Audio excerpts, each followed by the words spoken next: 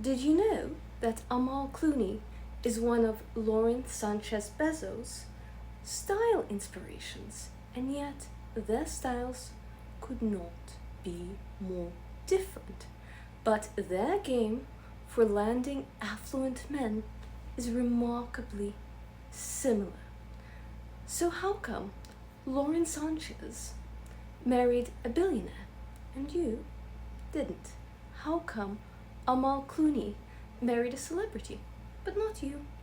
Ramasani, how do you do? I'm a Miss Universe finalist, housewife, relationship consultant, image and color consultant. So, you've heard you should be elegant, but then how come Lauren Sanchez, who has 6 implant surgeries, managed to land not only the world's richest gentleman, but also Jeff Bezos is so kind to her. He's not one of those billionaires and millionaires who put a woman down and treat her like a slave. So he's very kind and high value. He's acting like the ultimate high value gentleman, right? So how come she got that when she is known to dress rather vulgar? So how did that happen? Well, here's how it happened. Well, first of all, she did not dress as vulgar as when she was engaged, and we'll talk about the strategy behind that. But still, she had 6 breast implant surgeries. There is no way clothes can sit elegantly on that, okay?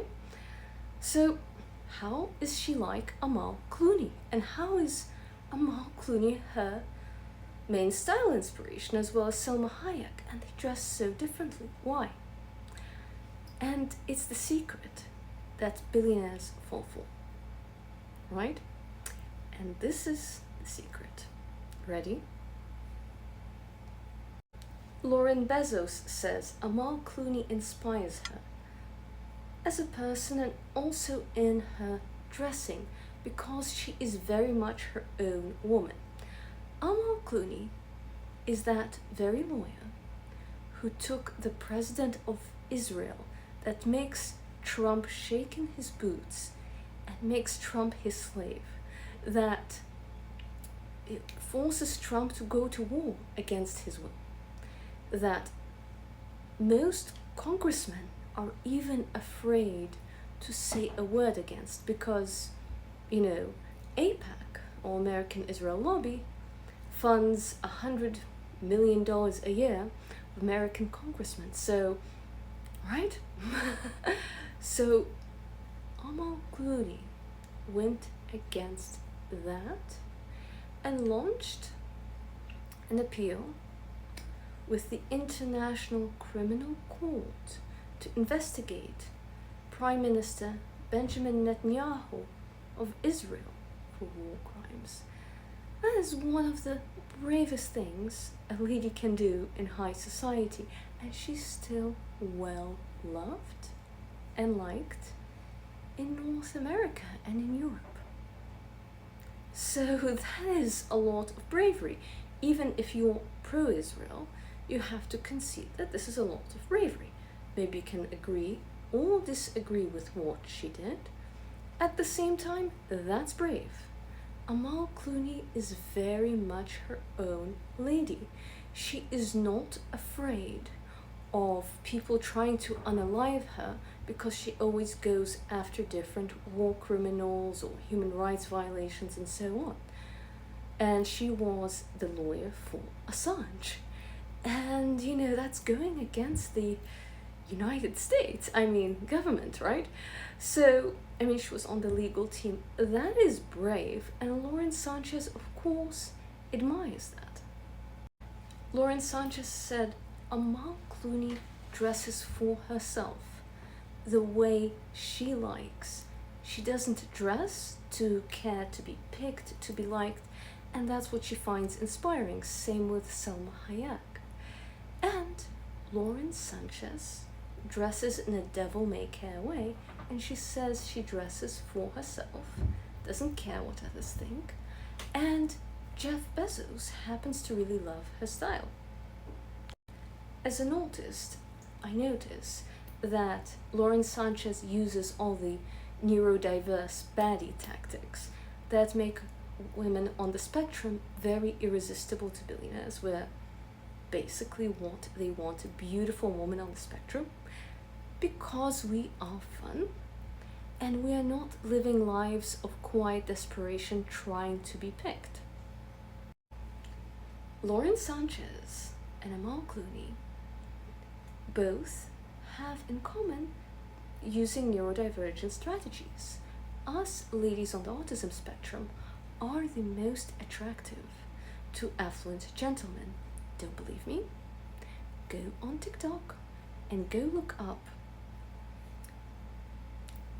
Neurodivergent baddie TikTok.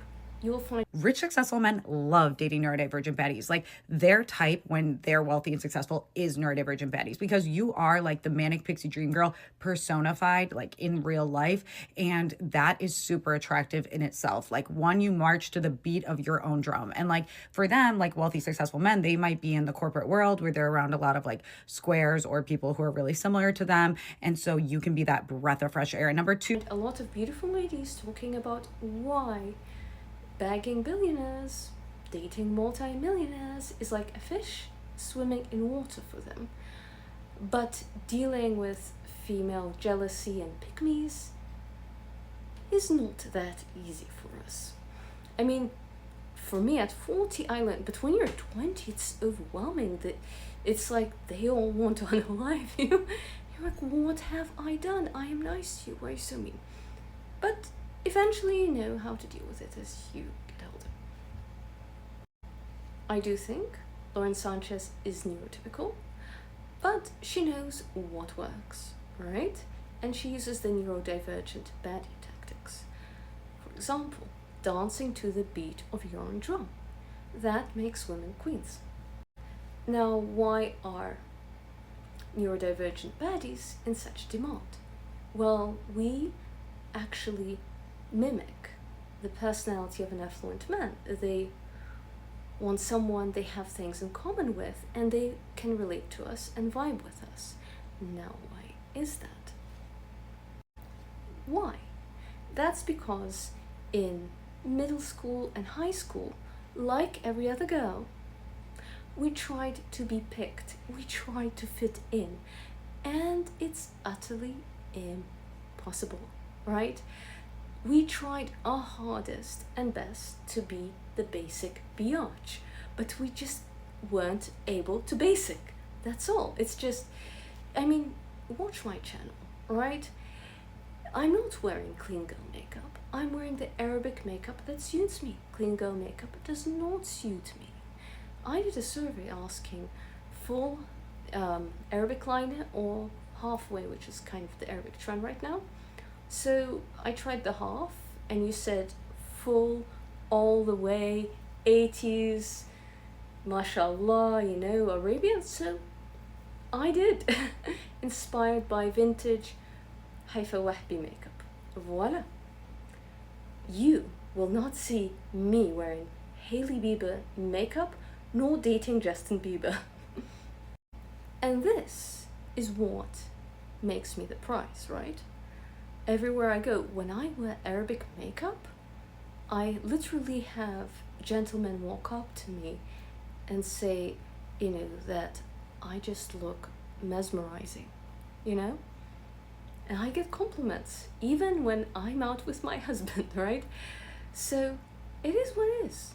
And if I try to fit in, it never helps me. It only hurts me when I try to fit in. And I learned this in high school. Whenever I try to fit in, I'm never accepted because I'm just not the same, right? No matter how much we try in our teens and in middle school as autistic ladies, we are never accepted by the popular kids table, right? Because no matter how we try to fit in, our eye contact is not the same. There are certain things, I mean, you're watching this video, right? You probably can tell that I'm on the spectrum, but I'm fun and I'm happy, I am pretty, and I'm enjoying my life on my own terms. If you follow me, you can see that I have fun, I live my best life, and I don't give a damn, right? Now, how did I get there? By being rejected in high school and middle school. Then I thought, okay, I am a loser and I won't be popular as a kid, okay? It's not going to happen for me. However, I can learn to become popular as a grown up, okay? So with grown ups, you think, how can you add value to the table, right? So all these kids you have to fit in. And there was no way I was going to. But I noticed if I said something interesting, if I read The Economist and came up with some unusual take, you know, all my father's friends would gasp, like, oh, what an interesting child. And I would suddenly be the most popular person in the room whenever I was around grown men. I just realized, oh, all I have to do is read Foreign Affairs, Wall Street Journal, The Economist, so on and so forth, and come up with an interesting thing to say, and suddenly I'm the most fascinating person in the room. I add value by coming up with an angle that they didn't think of before. So we finally got satellite, I believe I was 7, 8, and so I watched CNN, I watched BBC, I watched the news of those Al Jazeera and NBC, and so I would watch the news, and when my father would come home I would give my opinions, and he thought it was the cutest thing, and he introduced me to his friends who thought, and I would have, you know, my father would put me in these girly Arab dresses, you know. My mother tried to put me in proper French and British outfits, but no, you know. And he thought, oh, he would dress me up like a doll. Okay, my mother would get the clothes, but he, you know, influenced my style a bit. And we would go to see, his friends would come over, we would go to the market and he'd buy something and so on and so forth. And then when I would start talking, his friends thought I was the cutest thing ever. And my father would leave, you know, The Economist, Wall Street Journal, Foreign Affairs, and all sorts of things at home, right? Various newspapers, New York Times. I grew up in Yemen reading that. So I'd be reading all these things, right? And then there was Sharq al-Awsat and all the Arabic newspapers, right? So I would read these things, and there was, I think, Arabia, something like this, and we had Thora from Yemen, then we had Yemen Times, a few other publications. So, you know, when my father would come back home, I would, if I couldn't find kids to play with, I would add value by trying to read all these newspapers and come up with something interesting to say, okay? And his friends thought I was the cutest thing they could see, that, oh, political analysis from a child, you know, younger than their daughter, who looked like a little doll. So I grew up thinking adult men think that I'm cute and fabulous because I know how to add value to a conversation, and I also learned how to have manners. I learned to impress my mother's friends by reading about art and literature. So my parents put me through courses, got me a therapist and thereafter therapist, you know, because they're so afraid I would not know how to social, and that's so vital, especially for women. How else will you get married, right? And also they read many books. We were reading Dale Carnegie when I was 10 years old, and I would practice all these self-help books. So I did manage to learn how to make friends, and I made friends.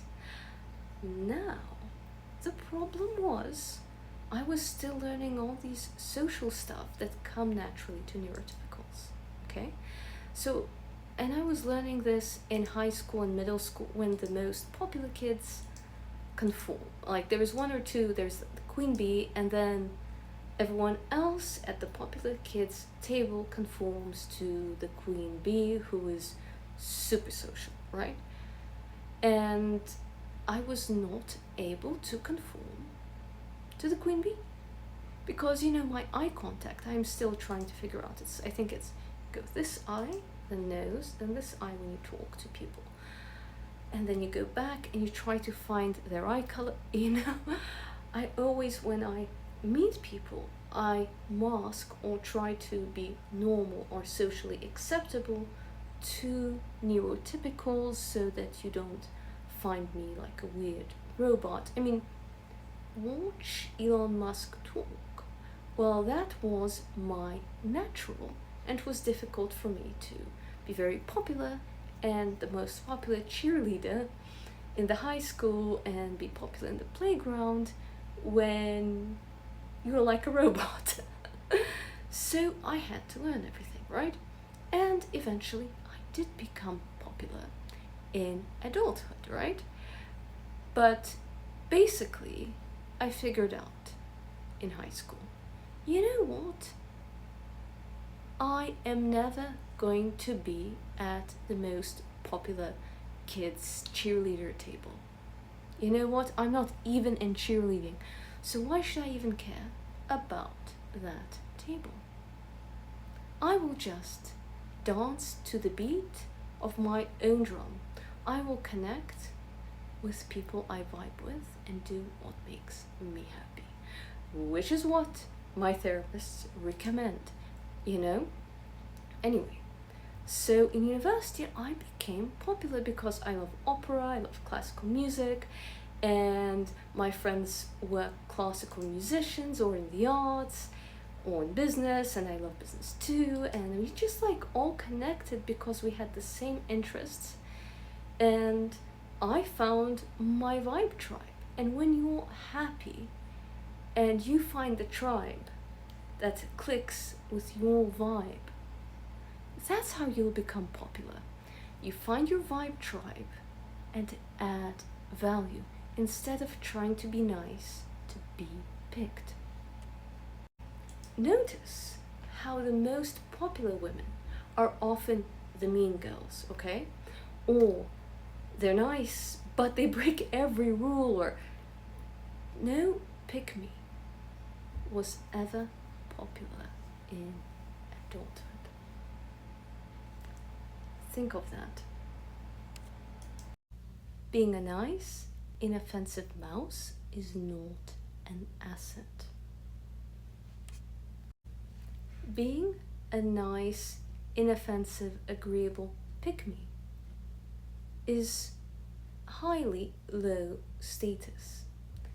And in low status minimum wage jobs, that's what it requires to survive. But once you go out of survival mode, you need other skills to thrive and level up to the top.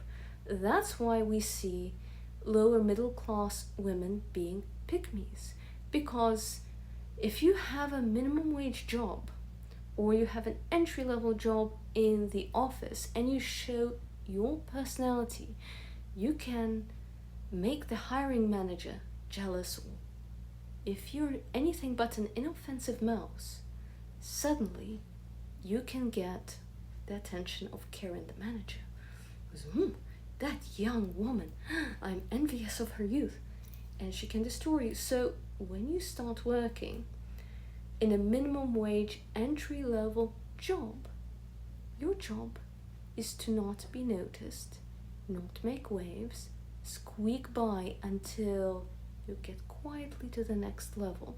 Very often it's not by the same job, but by sending your resume elsewhere and getting it at the next level elsewhere. And then in management, you can finally breathe. But to go from management to upper management, suddenly you need to be your own individual.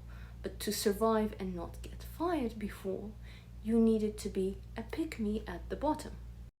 If you manage to blend in with the wall when you're powerless, you will not be a target of aggression of the powerful if they don't notice that you exist.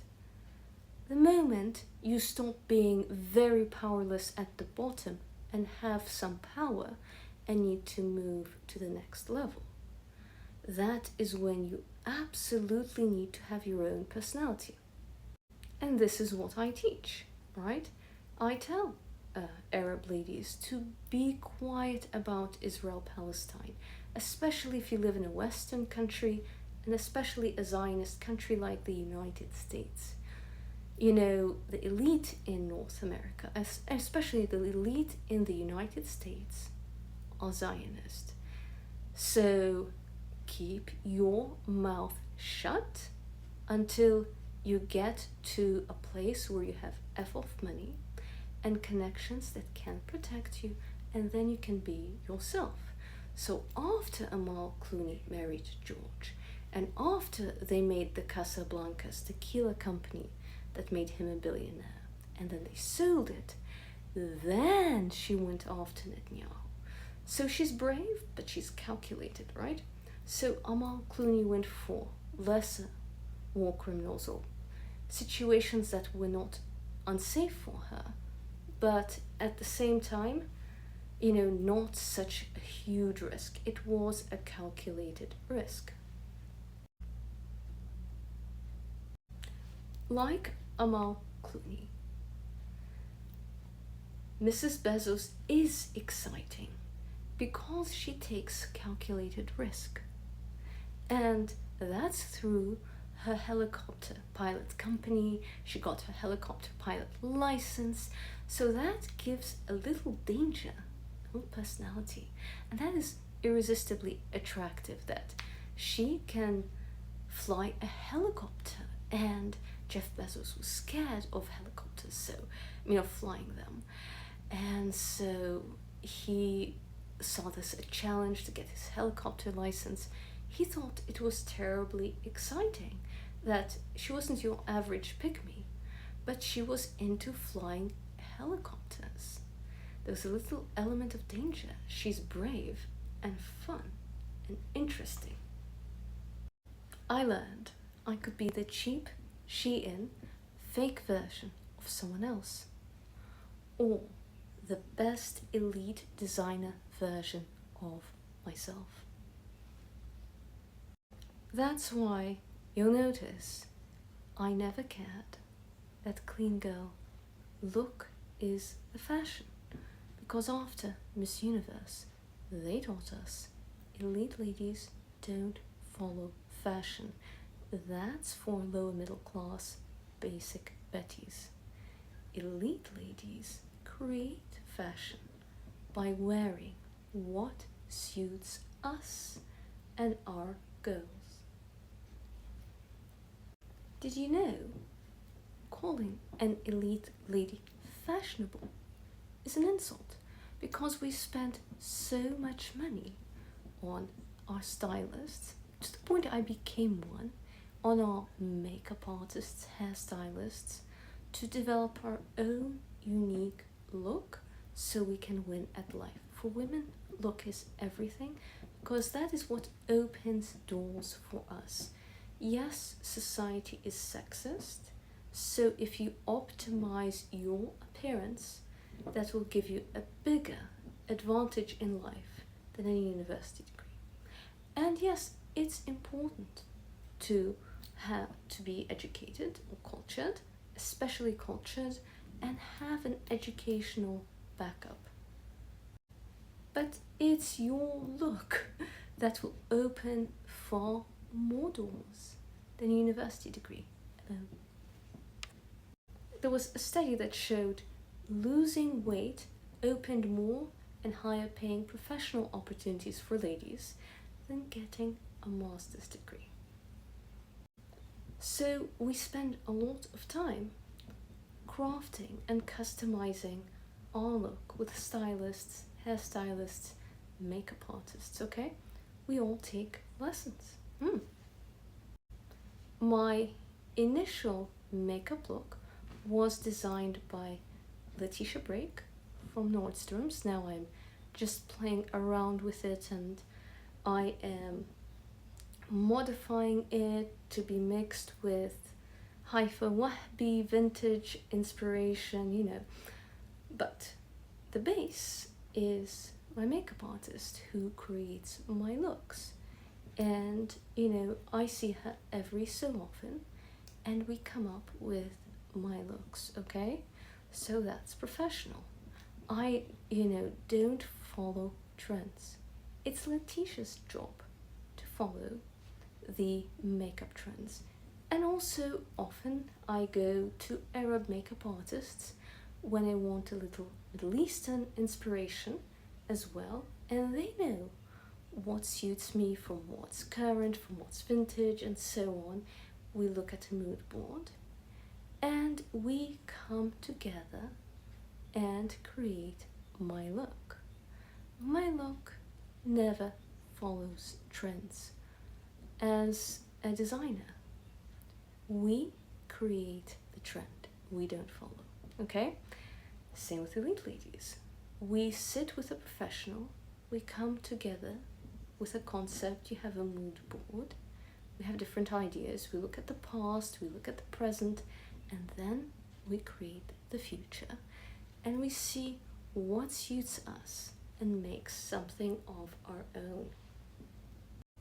I never thought that fuchsia lipstick could suit me, but Letitia found a warm Armani shade, and look. And Letitia also did clean girl makeup for her other clients who liked that sort of thing. She is professionally trained, so she can do clean girl look when it suits a client. And with me, she often tells me to put more contour and but when I do photographs, it does make a difference. I detest foundation, but I did find out that it's good to have a base, you know, where you want to contour. And for me, it would be right here that I, you know, she recommends that I contour and to do a bit of the cheek. So I thought this was too much, but I trust Letitia and I'm in good hands, right?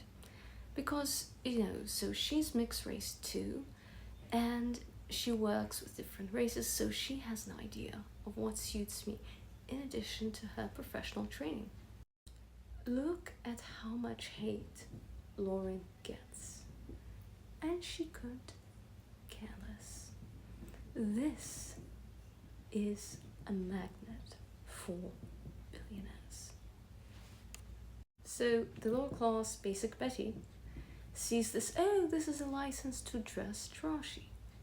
No, you're not going to get away with it. Just remember, she was, you know, the girlfriend and then baby mom of an athlete, and then through that eventually she became the wife of a Hollywood agency. So she went through sports and then through being a movie star. I mean, she was a journalist reporter, but she was in that scene, right? So she went through sports to Hollywood, where a much more sexualized look is appropriate. So if you are wearing something highly revealing to happy hour in Wall Street, no one's going to take you seriously. So context absolutely matters. She allegedly had 6 breast enhancement surgeries. Is it attractive? I hear no, but it's not unattractive. But what's absolutely a magnet is how confident she is having that unorthodox figure that many would love to ridicule, but she thinks that she's beautiful. And Sophia Loren says the most important thing for a woman to be beautiful is that she thinks she's beautiful. If you're fit and attractive enough and you're an 8, but you think you are a 10 or you're a 7 and you think you are a 10 out of 10 when you're only a 7 out of 10, men will think you are a 10 out of 10, right? Of course, if you're a 5, they'll think you're a 6, right?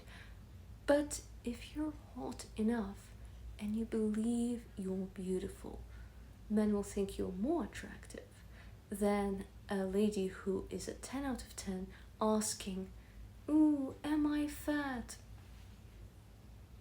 Lauren Sanchez thinks she's the most beautiful and fascinating and fun woman in the world.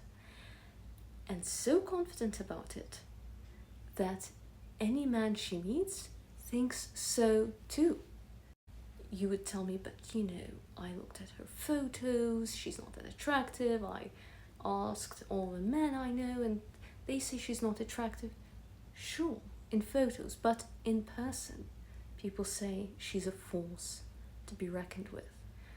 If you're in a room with someone and they think that they're the most attractive person on earth, that's how you'll see them. You'll not see them for how they really are. And that's something I learned at Miss Universe. If you constantly tell yourself, "I'm the most beautiful woman in the world, everyone wants to be me or marry me," that becomes your reality. Confidence is more important than elegance. If you look like Kate Middleton and you're always worried if you're elegant or not elegant, if you have a hair out of place, or, you know, am I fat? Right? If you're always sitting there wondering, you will lose to someone who dresses in a way that is frankly vulgar, not attractive, whose figure, you know, is not what's considered attractive because 6 implant surgeries. If you actually do this to yourself and do not have Lauren Sanchez's self-esteem, you will not have her results. Because most women I know who got too many surgeries and look that artificial, gentlemen avoid them like the plague. So what you need to do, right, is to have so much confidence in your aesthetic and a little bit of productive narcissism. Women who have a little bit of narcissism, they do much better and are seen much more beautiful than a modest good girl who is wondering, is she good enough and what she needs to do to please people. So fall in love with yourself, ladies, and ignore the haters. Believe that you are the most beautiful woman in the entire world, and everyone who will meet you will also believe this. Of course, don't become arrogant as a result. That's what religions talk about when they mean be humble. Don't be, "I didn't do coffee dates," blah blah blah. Then all of a sudden, when confidence becomes arrogance, it becomes unattractive. One thing we do know about Lauren Sanchez is she's incredibly brilliant and never crosses the line between confidence and arrogance. She has the highest self-esteem you can get before crossing the line into arrogance. And what we know about Italian style is they say, especially Casaglione said, walk right up to the line of vulgarity, but don't cross it. Lauren Sanchez is as confident as a lady can be about her beauty, without being arrogant. That's what you need to be.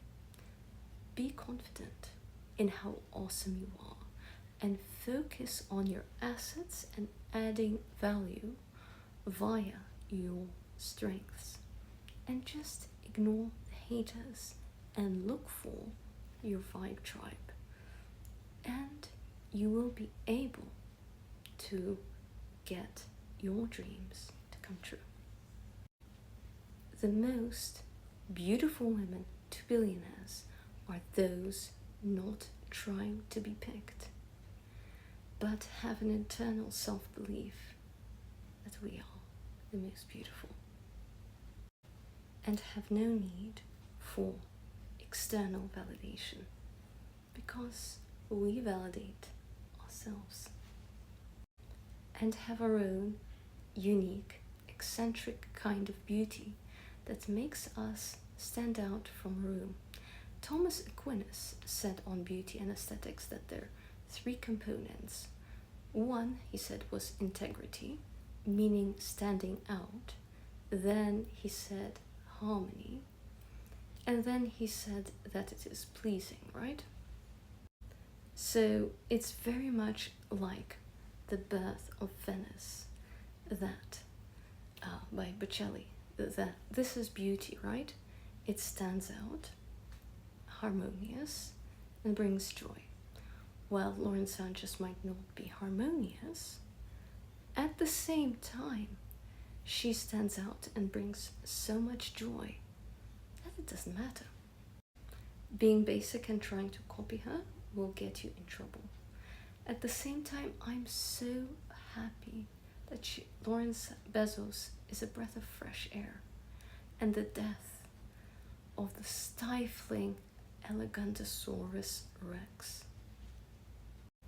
Dita Von Teese is right that the successful women create their own kind of eccentric beauty, the beauty that suits us the most, and not whatever trend that's going around that we need to copy in hopes of being picked while living lives of quiet desperation. Queens don't care to be picked because we choose ourselves. So wear what suits you and don't be afraid of criticism and love yourself.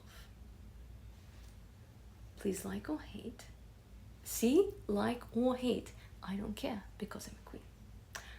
Please like or hate, share and subscribe. Arrivederci. So fall in love with yourself, ladies, and ignore the haters.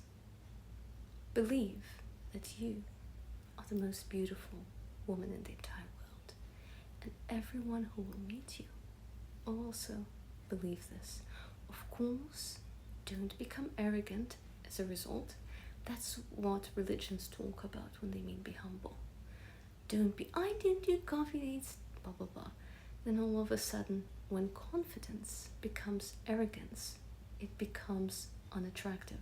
One thing we do know about Lauren Sanchez is she's incredibly brilliant and never crosses the line between confidence and arrogance.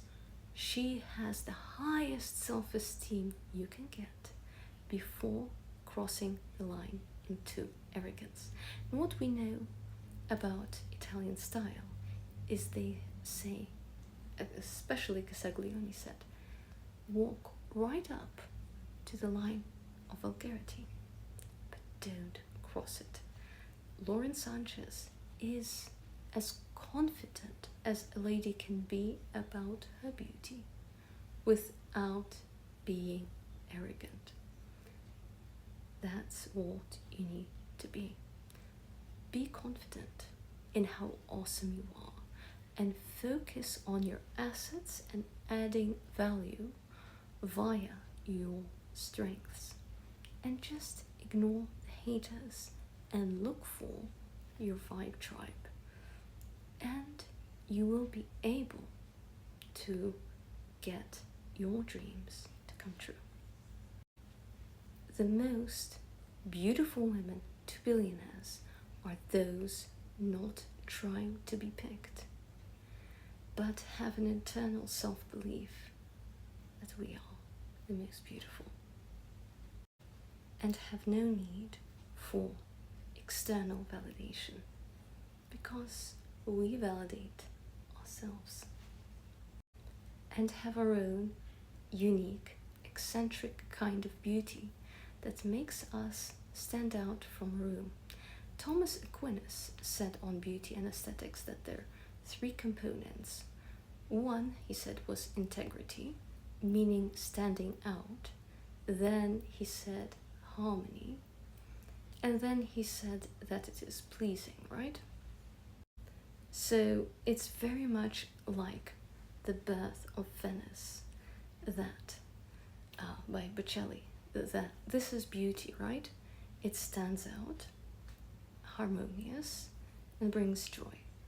While Lauren Sanchez might not be harmonious, at the same time, she stands out and brings so much joy that it doesn't matter. Being basic and trying to copy her will get you in trouble. At the same time, I'm so happy that Lauren Bezos is a breath of fresh air, and the death of the stifling Elegantosaurus Rex. Dita Von Teese is right that the successful women create their own kind of eccentric beauty, the beauty that suits us the most, and not whatever trend that's going around that we need to copy in hopes of being picked while living lives of quiet desperation. Queens don't care to be picked because we choose ourselves. So wear what suits you and don't be afraid of criticism and love yourself. Please like or hate. See, like or hate. I don't care because I'm a queen. Please like or hate, share and subscribe. Arrivederci.